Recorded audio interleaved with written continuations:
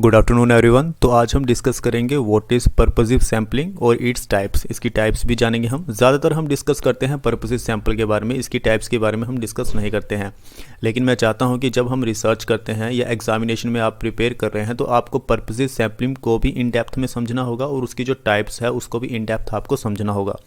तो सबसे पहले हम समझ लेते हैं कि पर्पसिव सैम्पलिंग क्या होती है।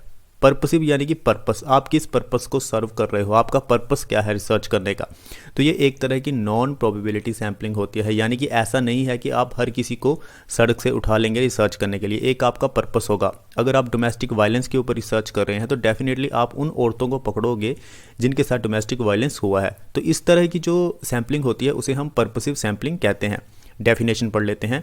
A purposive sample is a non-probability sample that is selected based on characteristics of a population and the objective of the study। यानी कि आपकी स्टडी का ऑब्जेक्टिव क्या है और किस पॉपुलेशन को आपने टारगेट किया है। अगर आपने डोमेस्टिक वायलेंस में महिलाओं को टारगेट किया है तो उसके जो करैक्टरिस्टिक्स होंगे, जिन महिलाओं के साथ अत्याचार हुआ होगा, आप उनको ही ज़्यादा रिसर्च में लोगे।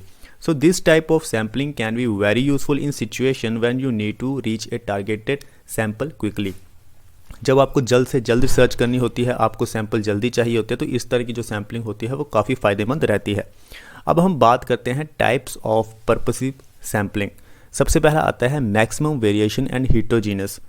ए maximum variation heterogeneous purposive sample is one which is selected to provide a diverse range of cases relevant to a particular phenomena or event। एक छोटा सा एग्जांपल लूँगा, आपको समझ में आ जाएगा। मान लीजिए किसी का एक्सीडेंट हुआ है, ठीक है। अब मुझे उसके ऊपर रिसर्च करनी है कि एक्सीडेंट कैसे हुआ है। तो मैं एक ऐसे इंसान को भी पकड़ूंगा जिसने एक्सीडेंट देखा हो, फिर मैं एक ऐसे इंसान को पकड़ूंगा जो एक्सीडेंट के मामले में बहुत एक्सपर्ट हो, फिर मैं उसको पकड़ूंगा जिसने अलग एंगल से एक्सीडेंट को देखा हो। यानी कि डाइवर्स रेंजेस ऑफ केसेस, जो लोग हैं उनका अलग अलग व्यू होगा एक्सीडेंट को लेके, जिसमें मैक्सिमम वेरिएशन आता हो, हेटेरोजेनियस हो। तो ऐसी जो सैम्पलिंग होती है उसे हम maximum variation and heterogeneous sample बोलते हैं। The purpose of this kind of sample design is to provide as much insight as possible into the event or phenomena under the examination। जब भी हम किसी इवेंट को, फिनोमेना को examine कर रहे हैं, उसका एग्जामिनेशन कर रहे हैं, तो हम उस पर ज़्यादा से ज़्यादा इंसाइट ले सके, ज़्यादा से ज़्यादा रिसर्च कर सके। तो इसलिए जो मैक्सिमम वेरिएशन वाला मेथड है वो काफ़ी इसमें फ़ायदेमंद रहता है। ये पहली टाइप हो गई पर्पसिव सैम्पलिंग की। उसके बाद आता है होमोजीनियस। अब ये हेटेरोजीनियस का बिल्कुल उल्टा है। इसमें क्या होता है, मान लीजिए किसी का एक्सीडेंट हुआ है, 3-4 लोग एक ही बात बोल रहे हैं कि एक्सीडेंट ऐसा हुआ था, तो मैं उन्हीं 3-4 लोगों से पूछूंगा कि अच्छा ऐसा हुआ। तो मैं देखूंगा कि हाँ, दोनों में, तीनों में, या जितने भी लोग हैं उनमें सेम करैक्टरिस्टिक्स आ रहे हैं या नहीं आ रहे हैं। ऐसा तो नहीं है कि कोई कुछ अलग बोल रहा है और दूसरा इंसान कुछ अलग बोल रहा है। सभी में अगर समानता है तो यानी कि होमोजीनियस है। तो इस तरह की रिसर्च हमें पर्पसिव सैम्पलिंग में देखने को मिलती है। डेफिनेशन पढ़ लेते हैं।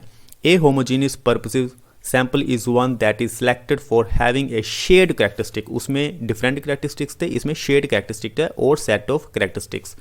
उसके बाद हमारे पास आता है typical case sampling. Typical case sampling is a type of purposive sampling useful when a researcher wants to study a phenomena और trend as relates to what are considered typical और average members of the affected population.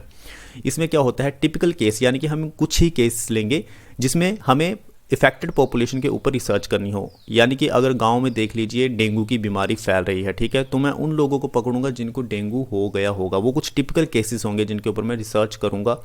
तो इस तरह की sampling में हम देखते हैं। आगे चलते हैं। उसके बाद आपका आता है extreme and deviant case sampling. ये वो केसेस होते हैं जो मतलब सोसाइटी से बिल्कुल हटके होते हैं या जो बहुत ही एक्स्ट्रा ऑर्डिनरी होते हैं। ऐसे केसेस के ऊपर हम रिसर्च करते हैं। Conversely extreme deviant case sampling is used when a researcher wants to study the outliers that diverge from the norm as regard as a particular phenomena, issue and trend. उसके बाद आपका आता है क्रिटिकल केस सैम्पलिंग। इसमें हम सिर्फ एक ही case लेते हैं, ओनली वन पर्टिकुलर केस, और उसी केस से ही हम सारी की सारी इंसाइट निकाल लेते हैं, सारी की सारी रिसर्च निकाल लेते हैं। Critical case sampling is a type of purposive sampling in which just one case is chosen for study because the researcher expects that studying it will reveal insights that can be applied to other like cases। तो ध्यान रखिएगा, critical case sampling में हम just एक ही case लेते हैं research करने के लिए। उसके बाद आपका आता है एक्सपर्ट सैम्पलिंग। अब जब आप रिसर्च करने के लिए जा रहे हैं तो ऐसा तो है नहीं है कि आप इतने ज़्यादा एक्सपर्ट हैं कि आप हर एक चीज़ की रिसर्च कर लेंगे।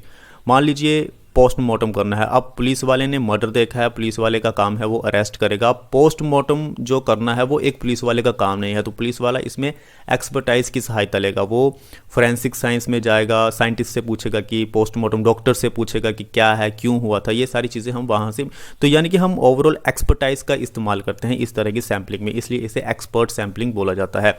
Expert sampling is A form of purposive sampling used when researcher requires one to capture knowledge rooted in the particular form of expertise।